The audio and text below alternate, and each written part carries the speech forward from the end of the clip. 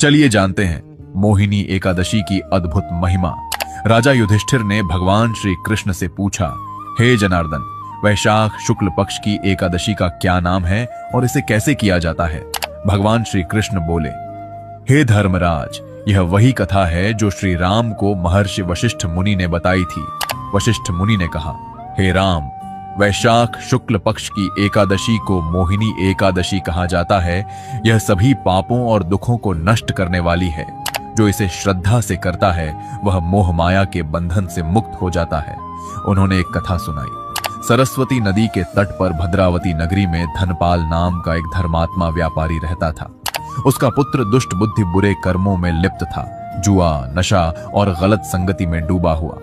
आखिरकार उसे घर से निकाल दिया गया।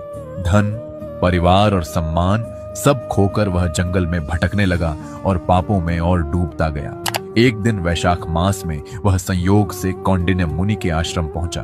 उनके शरीर से गिरती गंगा जल की बूंदें उस पर पड़ी और उसका हृदय बदल गया। उसने विनम्र होकर पूछा, हे मुनिवर, मेरे पापों का प्रायश्चित कैसे हो? कौंडिन्य मुनि बोले, मोहिनी एकादशी का व्रत करो। यह पर्वत समान पापों को भी नष्ट कर देती है। उसने श्रद्धा से व्रत किया और सभी पापों से मुक्त होकर अंत में भगवान विष्णु के धाम को प्राप्त हुआ। भगवान श्री कृष्ण ने अंत में कहा, हे युधिष्ठिर, इस एकादशी का व्रत करने से जो पुण्य मिलता है वह तीर्थ, यज्ञ और दान से भी अधिक है।